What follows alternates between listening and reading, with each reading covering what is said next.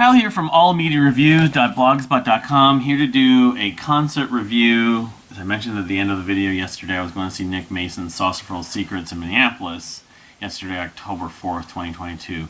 Concert review of that, and then maybe I'll add a few others, a little bit of a video blog too. Some other stuff that has been coming up. Today is Yom Kippur, October 5th, and I got some stuff I'm going to do, but I'm going to hopefully make a few more videos later if time allows. Vinyl and what was the other thing? Anyway, probably not another King's X video today though, but so I saw Nick Mason for the second time, Nick Mason's Saucerful Secrets in Minneapolis. The last one was in 2019, and we saw the documentary. It was April 3rd, 2019 at the Orpheum. He was at the State Theater, which is part of that Hennepin Theater Trust group of venues. God, I got this crap on my glasses, of course.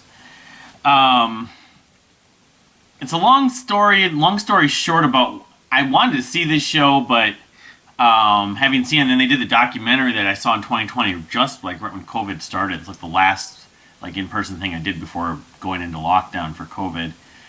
I've never seen David Gilmour. I've never seen Roger Waters, really. I've sort of hung out on the corridor listening to him. Never saw Richard Wright, unfortunately, rest in peace. So, never saw Syd Barrett, of course. Nick Mason now remains the only member of Pink Floyd I've ever seen. And his band, of course, has some other members, namely Gary Kemp, who's best known for being part of Band Ballet, and his brother Martin actually became an actor after that. And then Guy Pratt, who played bass with a bunch of people, including Toy Matinee. Obviously, he worked with Kevin Gilbert. He wasn't in the touring version of Toy Matinee, though. But he played with Pink Floyd in both the 80, the Momentary Lapse tour and the Division Bell tour. So he knew Nick that way. Those two guys have a podcast called The Rockin' Tour. They interviewed people, including Sheryl Crow, Nick Mason, everything like that. So, but I haven't totally explained thoroughly like my take, my history with Pink Floyd, and I'm not going to go into great depths about it, but over a long time, probably about 30 years being a fan of Pink Floyd, I've always kind of leaned toward the stuff before Dark Side of the Moon more than the stuff from Dark Side through the end. I mean, I still enjoy that. Animals is still, never do a ranking spoiler, still considered my favorite. I didn't get the new remastered version that came out a few weeks ago, but besides Animals, I mean, I like Wish You Were Here, Dark Side. The Wall, I find there's moments, but it's bloated, and the story and the concept to be, I guess the best word is overrated anyway. But the one, I mean, Obscured by Clouds and Atom Heart Mother are two of my favorites. I also enjoy a lot of more Piper That Gets It Done, as much as like it's a hipster thing. Some of that album, some of those singles that they did, of course. Saucerful Secrets, I'm kind of on the fence on. It's alright. Ummagumma even less so because that's half live anyways. But it was like 2008 or 2009.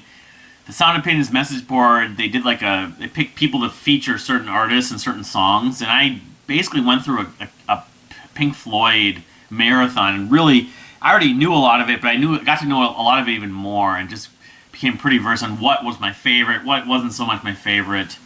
So what Nick Mason's Saucerful Secrets is about, trying to perform songs that Pink Floyd themselves rarely did live, especially after The Dark Side of the Moon, which is right up my wheelhouse. I mean, it's not the Syd stuff, and then the stuff after Syd had left, before Dark Side.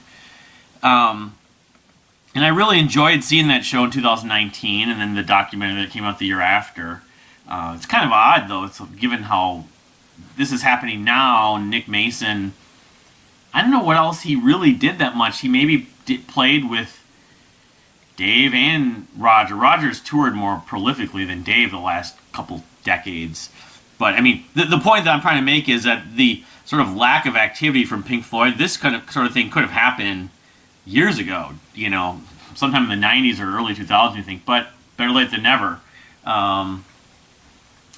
So, yeah, after seeing that show, I really enjoyed it. It's like really coming back. The thing is, I was going to go see the Cream Kids, the Children of Cream do Cream. I still haven't yet to see them. That tour got canceled or rescheduled later, and then got canceled. And I bought a ticket, and so I really got my money back.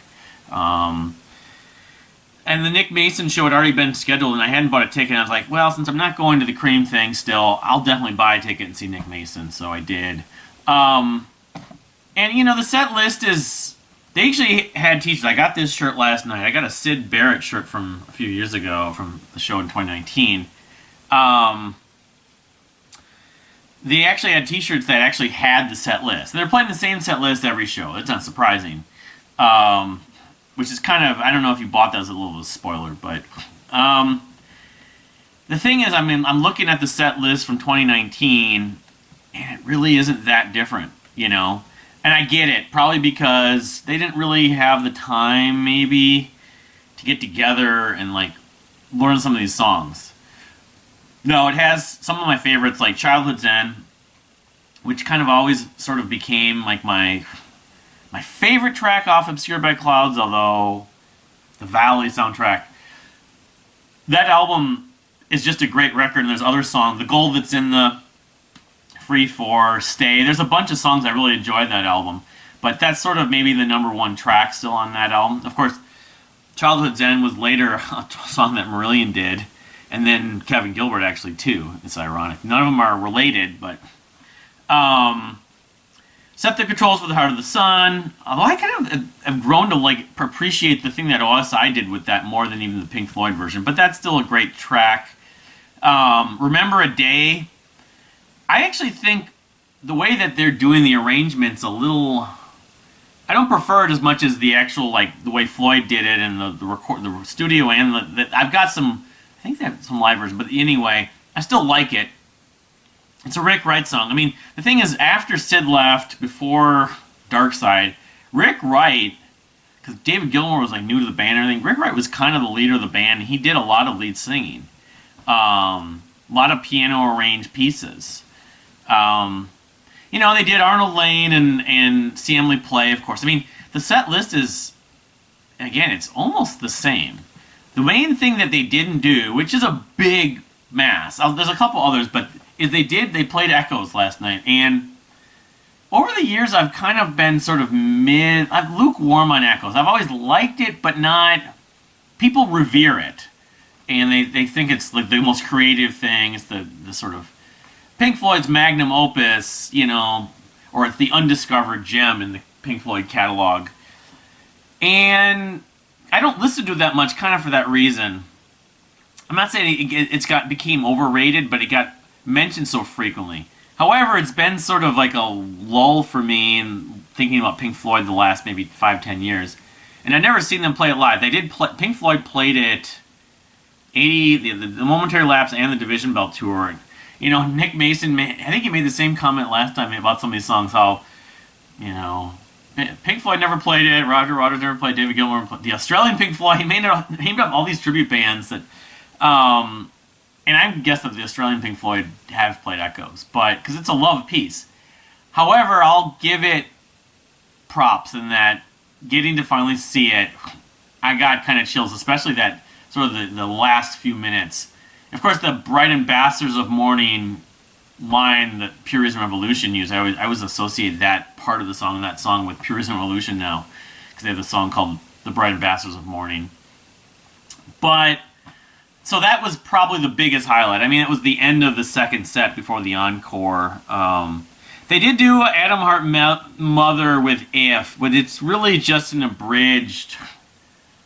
It's not the full Adam Hart. Adam Hart Mother's a very meticulous, extensive, orchestral, and very big sounding piece with all these instruments in with an orchestra.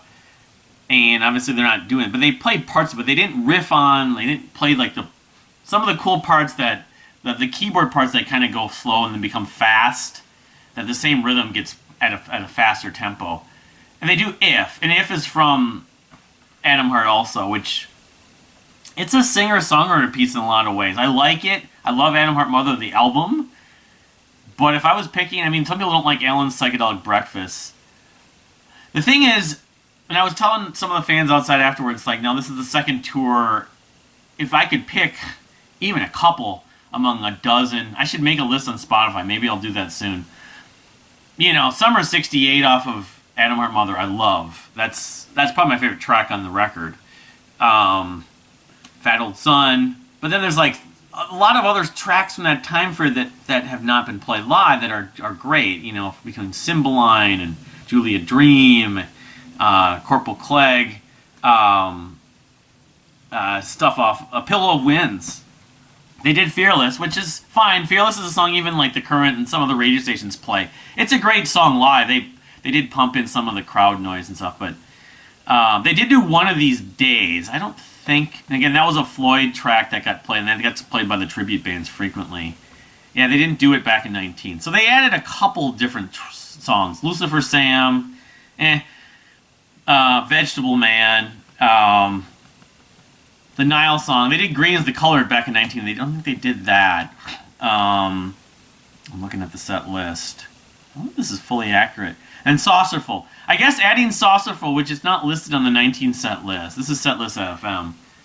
Is the other piece that I guess I need to listen to that again. I remember when I did that whole thing for Sound Opinions, the message board.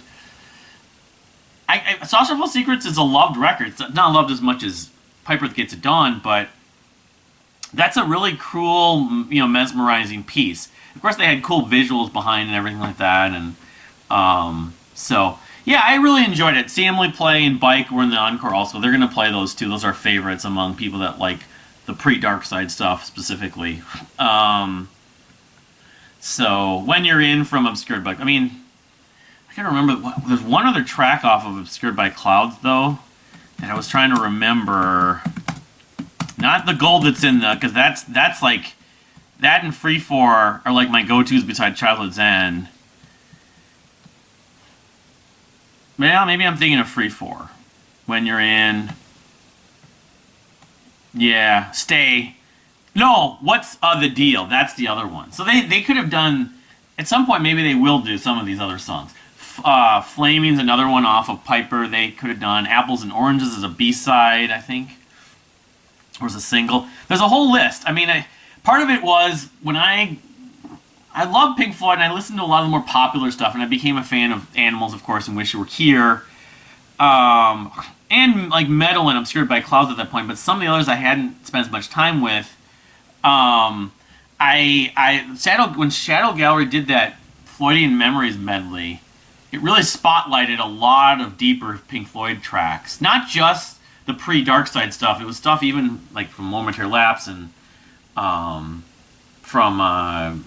the Final Cut included. And that to me, it's like I would like want to see all those tracks that they referenced in there done by. But I don't know if they'll even play in stuff from Animals. That would be the thing, is if they could play stuff from Animals, because Roger's not playing it all.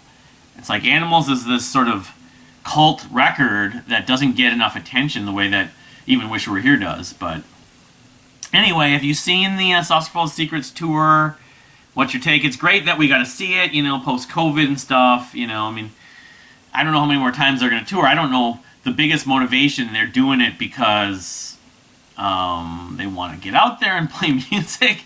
Or, I know that it wasn't just Nick who drove this. He said that the man, two other members of the band, one of the guys' last name was Deacon. I don't know if it was related to John Deacon from Queen. I don't think so. But Harris, not Richard Harris, but Billy Harris.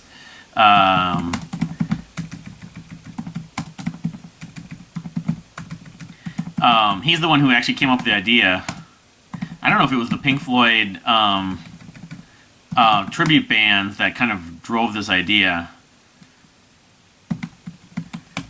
What's his name? Rich Harris or something like that? No, Lee Harris. But yeah, have you seen it? What was your take? Or are you going to see it? Definitely recommend. Kind of spoiling the set list a little bit. It's if you saw the 2019 tour, I think they toured in 2018 also. Yeah, you saw the documentary. It doesn't differ, but I wonder like how much longer they will do this. And if they continue to do it for a few more years, will they incorporate some of these deeper tracks? I don't know if I'll get around to it today, but yeah, I intend to make. I should make if they're all on Spotify. I don't know if they are. A playlist of some of my favorite, if not most of my favorite, sort of deeper. I'm not putting Money or I'm not putting Have a Cigar on this list. I'd probably just want to spotlight the stuff before Dark Side, but yeah, Pillow Wins is the one. I mean, doing Seamus and Saint-Tropez from Metal probably would have been silly, but A Pillow Wins they could do. It's kind of dreamy. It's an acoustic piece, but anyway. So in light of just a couple more items that came up, for one thing, the Dredge El Cielo pre-order for the 20th anniversary, they're going to basically re-release everything on vinyl. I think someone made a point about how Dredge is re-releasing these albums on vinyl and other merch and stuff like that. They just launched a merch store. It's dredgestore.com to help support and fund to record their next album. That's, I think, that may be the very reason why they're doing it. They're doing it for anniversary's sake, because we'll probably get a Catch Without Arms anniversary vinyl, and then a Pariah anniversary vinyl, maybe even Chuckles, I don't know.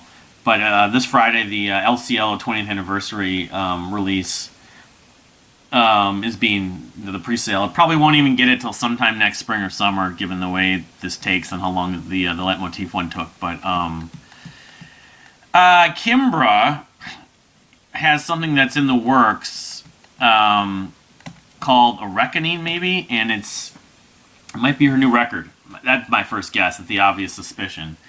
Supposedly on the 21st of October. So the little trailer, you go to her, is it Kimbra's, let's see here, Kimbra's store or something like that, or her website, because it was through her Instagram I found it. It's got a countdown. KimbraMusic.com. Yeah, and it's still counting down. 15 days, 10 hours, 14 minutes, 30 seconds, A Reckoning. The thing about this is it gives it's very kind of, it's not too dark, but it looks dark at points. Something with rocks or minerals or mountains or something like discovering something. I don't know, it's very earthy. I was hoping that she would kind of do more of sort of the sort of experimental pop stuff she was doing on her first two records, especially like the Golden Echo. But the third record that came out, it was like 2018. Was all right, but it wasn't as good. And I felt like I thought it was like a one-off. The Heart wasn't The Heart. Was it Wild? No, I forget the name of it. What was Kimbra's last album called? Wild Heart? Primal Heart. Yeah. I don't know.